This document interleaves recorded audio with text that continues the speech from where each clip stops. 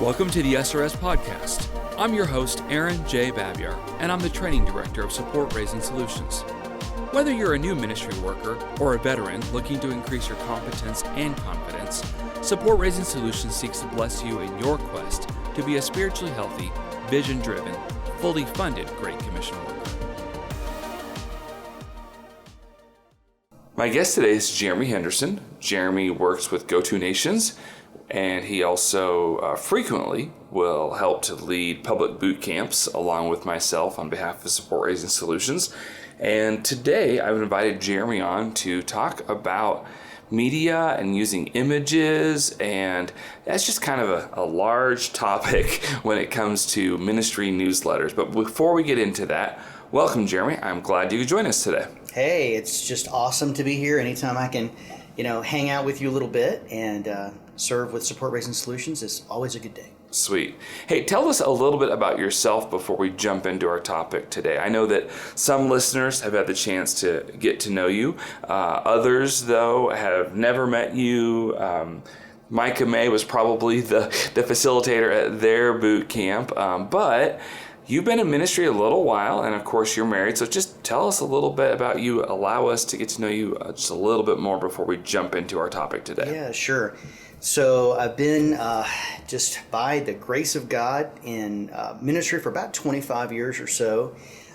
Been creative arts pastor, since you're talking about media, that kind of applies to that. That's kind of where I learned Photoshop and all the Adobe kind of products and etc.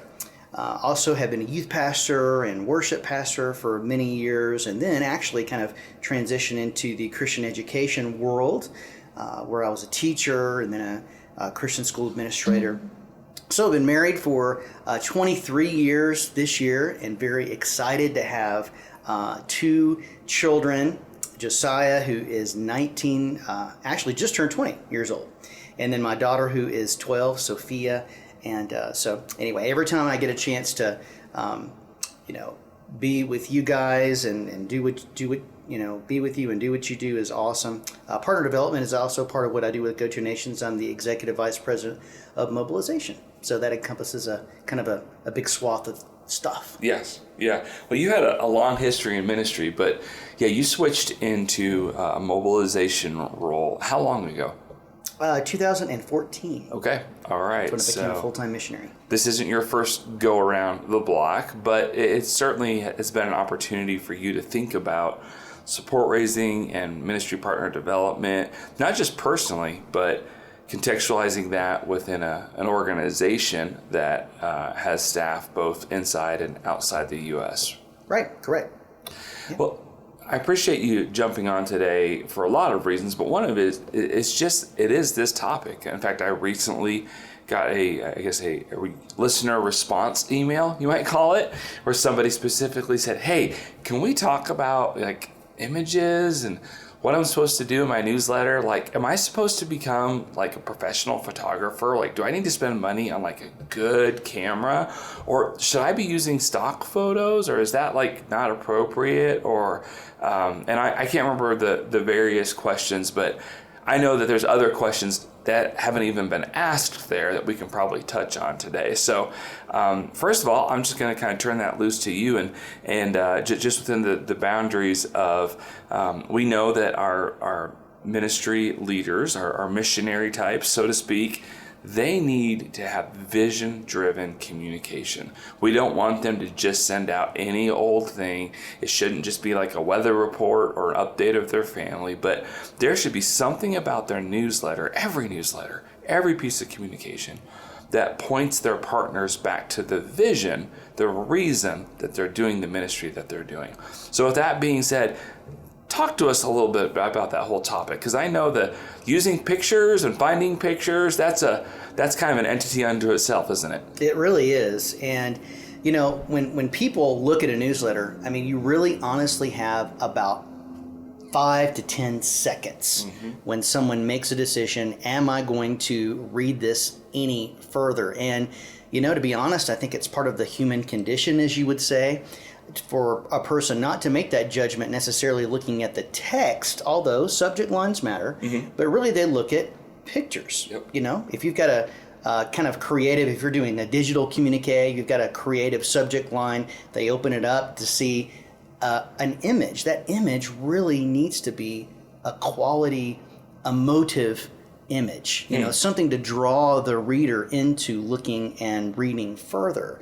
And yeah, that's a kind of a sticky spot, really, for a lot of us who don't have a professional, DSLR camera, or they don't have a sense of framing, or how do I know if a picture is a good picture or not? And so here's the problem, though, is that sadly what so many people do is they punt to a quote stock image, or they'll just search Google Images and they won't pick one that has high resolution. Or they'll take a bad picture and just put a filter on it, so that it's extra bad. Exactly right. Exactly.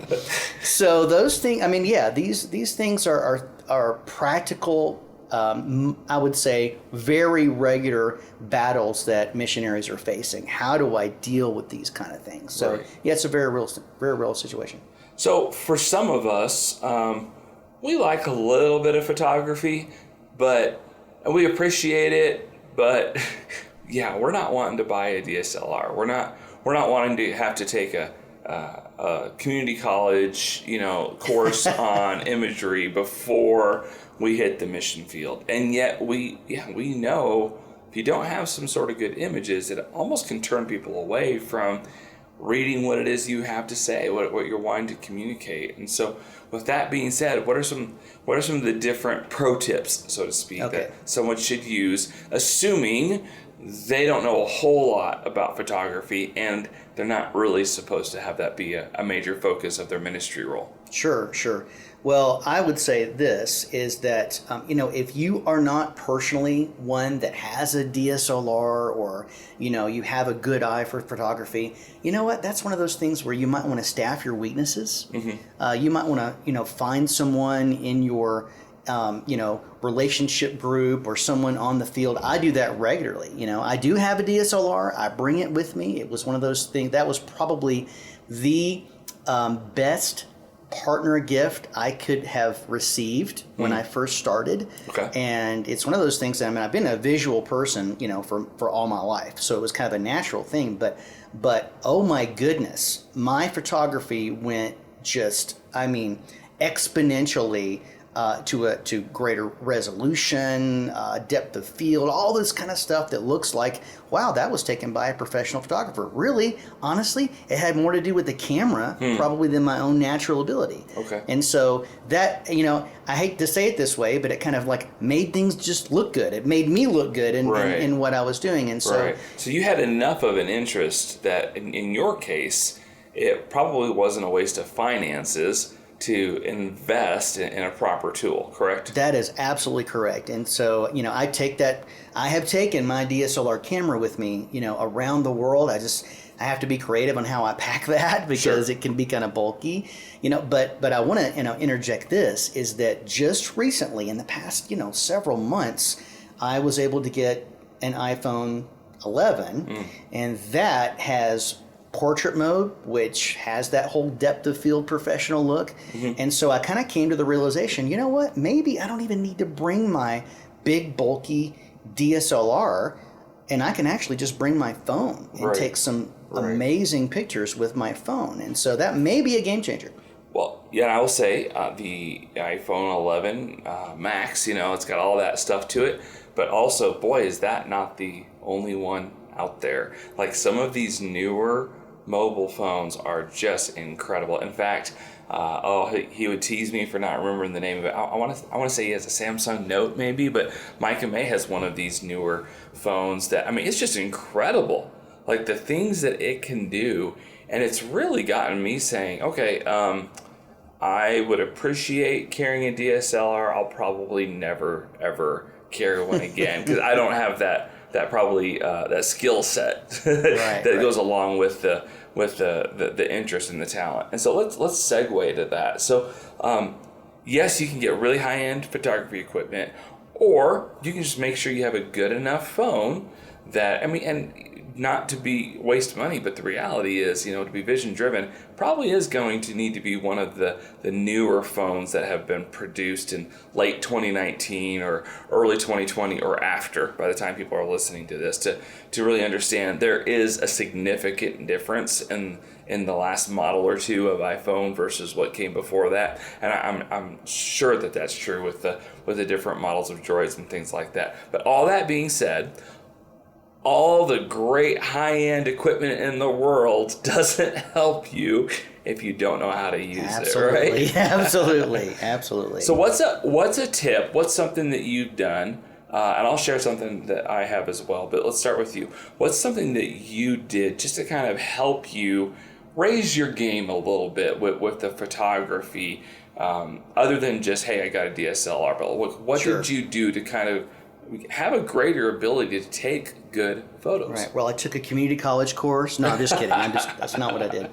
But I will say this: there is so many master classes that have been produced in the past year that deal with this subject, whether it's iPhone or smartphone photography or DSLR photography, that are really a low price point. That would probably be worth it, especially if you really don't have a frame of reference. I know for me, even though I have a background in that sort of thing, it's still hearing someone else's pro tips in that. How do I frame an image? What is the rule of thirds? How can that help me improve my game?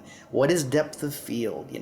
All those kind of things actually are little tweaks that take something that someone takes and goes, okay, well, that's just yes, that would have been a great picture if they would have known what they're doing. Right. One of those things Right. to a I cannot take my eyes off this picture. One of the things that I love is portraits. Okay. And so what I do is when I go to the field, yes, I want pictures, and I think my partners need pictures of me ministering in that context. And so obviously I can't take a picture of me, Right. ministering. So I'll have someone else do that, someone else that maybe is just there in the church. I'm not Wait, saying one of my team members. So you don't carry a selfie stick I everywhere? don't. I don't carry a selfie stick everywhere. Okay. So let for the Just record, to be clear, SRS is not saying that you have to take a selfie stick with you everywhere you go. No, Okay, just want to say we that. are not saying that. We are not saying that. But what I am saying is, what I love portraits, and I love faces. There's something about an image of I'm just getting, if I'm ministering to someone, I love a picture of who I'm ministering to. If that's if it fits. Right. I don't want to make it awkward. I'm not gonna I guess capitalize on that for trying to pull heartstrings. That's not it at all. Right. But there's just something. I love smiling portraits. Actually, is what I love. Okay. And so that's where a DSLR has really come in handy, because you have kind of this blur behind a person's. The background is blurred, and that really is what kind of separates the portrait mode from something else. But you can do that now with a smartphone, which you couldn't do before, and that is a game changer. Listen, folks, if you haven't discovered portrait mode on your smartphone, It'll assuming change your you life. have it, it really will. It'll also mess with you a little bit, because you realize you can't take portrait mode from 30 feet away. That's true. There's definitely some things you could do. So you said take a class. I did something a few years ago, and I would not have anywhere close to your talent level, but I saw a significant change in the quality of my photos when I simply did a 1-month challenge, where I took lots of photos every day. Like, I made myself do it. I took lots of photos, whether it was of a coffee table or of a tree or of the dog, like whatever else. I would force myself to take many photos every day, try and take high quality photos, and then my accountability was at the end of the day, I had to post one of them. Well, just that little process caused me to start seeing, oh, that would not be a good photo. Ooh, that's a good photo. That's great. Ooh, okay. So that would be good, but the lighting's all wrong. If I went and stood over there, though, it's like there wasn't a book, there wasn't a master class. It was just a simple thing of going, okay, I'm going to take 20, 30, 40 photos during the day. I'm going to take a lot of photos, but then I got to choose one. And I started noticing, there were some that looked a lot better once I sat down to kind of look through them. And they weren't always the ones that I was hoping would look good. Like I realized like, oh, that would have been a good shot, but I messed up the frame. So, I can't use that one now. So it just kind of allows for some self-accountability. And at the end of the day, I would keep one and delete the rest of them. And just doing that for 1 month, Jeremy, that changed my ability to take good photos. So again, I'm still not a pro. There are times you need a pro. There really is. But for like being in the field, I generally speaking, I can get a good enough photo that it's going to go into my newsletter next month. And so right there are some little things you can do without high-end equipment, without taking an expensive class, just to get better, even 25-30%. Sometimes that's a significant difference. Sure, I think so. I think that's actually a tremendous challenge. I really do. I would say, just to add to that, is maybe experiment with distance. How close you're getting to an object. Experiment with, there's this thing, it's called depth of field. And that means that there's some, it's not just simply two-dimensional, but you've got something in your image that gives a sense of distance. You've got a background that maybe the background is a slightly blurry to like focus you on the subject of what you're taking a picture of. Or maybe something in the foreground is slightly blurry. So that gives a sense that it's like taking from a two-dimensional shot really to kind of like a three-dimensional shot. And it really does make a huge difference. So, and that's done by, just taking your smartphone or camera and just experimenting with how close you're getting to different objects or subjects while you're taking these things. So that was what I was going to suggest too, is just experiment. Give yourself time to play around with it. Yeah. That's how I learn. You probably do the same thing, Aaron, is when we get a new software program or something like that. Honestly, I really don't take a class. A lot of times I don't take a tutorial. I just play. It's like a sandbox. I kind of learn by doing. I usually need to call other people and ask for help, but that's great. I want to point out a resource that not all of our listeners have probably read. If you're eager to work hard to develop a solid, faithful support team to undergird your ministry for the long haul, you might want to pick up a copy of the book called Viewpoints. It's compiled and authored by Steve Shadrack, and this book called Viewpoints is filled with encouraging case studies and anecdotes that will encourage you in the support raising process. You can pick up Viewpoints at cmmpress.org, where you can receive a 10% discount if you use the code SRS Podcast. Well, okay, so let's shift this a little bit. So we talked a little bit about, some equipment, and I know we're not being exhaustive, but we've also talked a little bit about just kind of doing your own personal thing. But now let's change the conversation, and let's go more with, okay, so what if you're not the one taking the photo? You have no interest in taking the photo, but you need to get a good photo, or maybe you wish you could take the photo, but you can't because you need to be in it. And your helpers, bless their heart, didn't know what they were doing. Bless their heart. Yes, bless their heart. So what do you do? Like, I have heard all sorts of different ideas, from just pulling some stock images to, I guess I'll just go take someone else's photo off their Facebook page and put it on mine. And there's different ways to cheat, but sometimes it is cheating. So talk to me about that whole beg, borrowing, stealing people's photos. It's not always a bad thing, but you might need to be careful. Yeah, I really appreciate you bringing that up, because it is something as a as a photographer or as an emerging artist in that way. The story is, that's when you take a picture, and not just the effort that's taken to actually line everything up perfectly, but then also in the color correction. There's like things that you have to do in post after you've taken the picture to make the picture look like it does now. And so there's a considerable amount of effort that's, put into investment, I guess you could say, right? From the photographer's perspective and viewpoint. And so if you just take that and you just post that as if you took it, right? Then that diminishes the value in the eyes of the photographer. And it really does sometimes cause offense. And so, you've probably seen on different social media outlets, you've seen this thing called photo credit, or maybe even in magazines or, other kind of publications. Photo credit is one of those, standard courtesy type of things. And so that's what we've done kind of in our agency or our mission sending organization, is that we actually have a photo credit policy.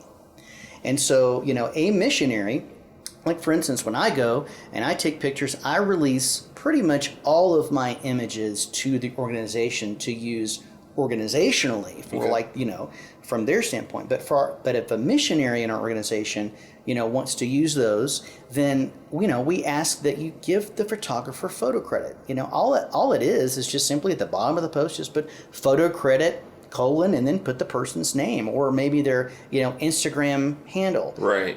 So those kind of things, just that, think about this, is that treating others the way you would want to be treated. Mm-hmm. It's just like ripping a quote out and not referencing the author of the quote. Right. We try to, make sure we reference, where we're getting stuff. In the same way with photography, it's just one of those things that I think is a matter of common courtesy.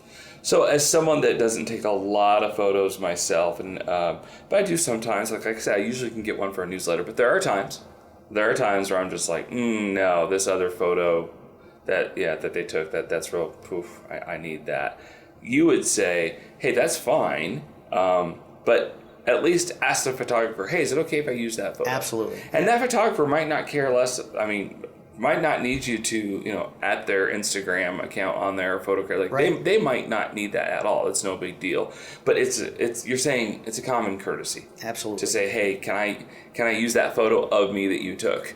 Don't just assume that, well, you're in it, so it's yours. I understand there's a little bit of a rub there, but at the end of the day, acknowledge the talent and effort. And if you have a relationship with a photographer, chances are you're not even going to have that conversation. But right. you might need to at least start with that until until they say something. Right. Yeah.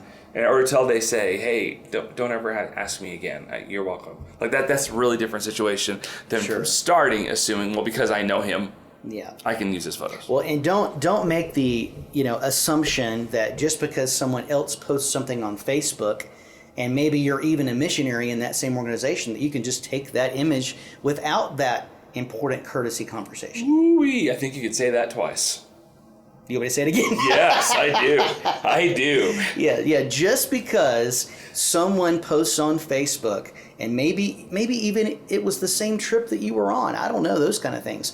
But don't assume that you can just simply take that image because your friends or your colleagues, etc., without having that courtesy conversation. Yeah. And I will say this, we're not getting into this big legal wrestling, fighting with pride, that's not the goal of all of this, but there is something to recognizing people's talents and abilities and efforts that they have put into even into a photo, and maybe just saying, hey, that picture you took, I'd like your permission to use that in my newsletter because that so illustrates our vision for ministry. There's really even a little bit of a partnership element in that, by you simply saying, hey, thank you so much for what you're doing. It's helping me tell my story. Is it cool if I use it? And that's peaceful. Sure. Whereas, Jeremy, I'm just going to go out on a limb and just guess that maybe there was a time you came across a photo that you took and somebody else will say, stole it. Okay, so maybe that wasn't the intent of their heart. Maybe they were just trying to use it for good. But I'm going to assume that happened to you at one point or another, and you put some effort into it. So just tell people, how did you feel as a photographer in that moment? Thank you for sharing about that, and just leading me to be transparent. Thank you, Aaron. Yes, that has occurred to me before. More than once? Yes, it's done more than once. Oh, wow, okay. More than once. And so, So we have deep-seated embedded bitterness here. I was going to say, there's no bitterness. We worked through it. Okay, But we worked through it after, me approaching the person. I had to be the one to go and say, hey, man, here's the story. Because let me just say this as a photographer, is that, let's say that we are on mission together, and we're in some part of the world, and I'm spending an extra, let's say, 12 to 14 hours that person is maybe just relaxing, or I don't know, they're not spending, let's say, on that particular very, intensive effort kind of thing to be able to produce this story, this visual story.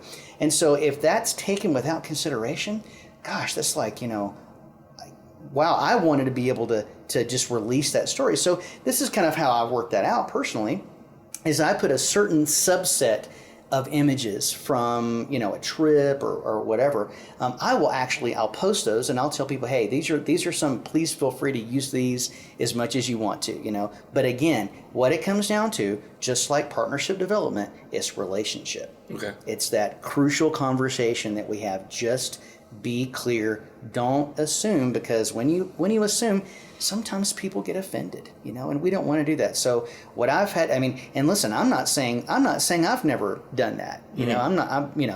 Don't take that as I'm the one with the offense. Gosh, I've made so many of those errors in my life too. And so what I really try to do now to make sure that I don't offend someone else is just go out of my way to give credit where credit's due, whatever I can possibly do. I don't always get it right all the time. Sometimes I forget and I have to go back later. I had that recently where I had to go back and, I need to give that person photo credit for this. And so it's just one of those things, I think, that in the body of Christ, we need to consider others. Okay. So if you're listening to this and you realize that you might need to turn over a new leaf in how you borrow and use photos from others. First of all, let me just come back to what I said earlier. You need to tell stories. Like, you need to have vision-driven communication when you are sharing with your partners about what you're doing for the kingdom of God. So photos are a fantastic tool. You want those, you need those, but there is no obligation that you get to just take and use the photos that others have created. And so a good step forward from here, if somebody's never really thought about this before, Jeremy, they've just kind of been unwittingly stealing, and they're going, wow, I need to turn over a new leaf here, I need to do this differently. What's the bit of advice? Like what's a simple step or two they can take moving forward? If they've been stealing, they need to turn themselves into the police. Yes. Okay, that's the first step. No, if they've, I would say, if they've been unwittingly doing that and no one has really confronted them, about it, that's something they've got to pray really about that. But I would say moving forward, just stop. Just stop. Yeah, just stop, and really intentionally make a concerted effort to go that. It's kind of like going the second mile. That's kind of like photo credit. Just go that second mile and just give that person photo credit. They, just like you said, a lot of times they may say, don't worry about that, don't do that. But for some people, it's kind of a thing. Yeah. And we need to observe that. One thing I was going to say about stock photography is, I would say this. A lot of times that's the go-to for so many people is they want to do professional stock photography. There's a couple of sites that are pretty good. Unsplash is one, unsplash.com. That's a great site, again, but if you'll read the disclosure agreement, it says when you use one of these images, it's really nice to give photo credit. That's what they'll say, right? Okay. And so that's one of those things. Stock images are okay, but you know what? Honestly, I hate to even say it this way, but it really is true. I still think, though, that a partner would rather see a real picture that is not maybe professional quality of the real you or real ministry taking place. They would rather see that than just a stock image that is not connected to you. Right? Is that fair? Yeah, I think that's fair. So I will say this, one of the things that is covered in the SRS boot camps, and again, we hope that everybody listening to this at some time or another, if you're raising and living off support, we hope you get to an SRS boot camp because it's world-class training. But one of the things that we cover in that time is we simply say, hey, your vision-driven communication, it should be planned.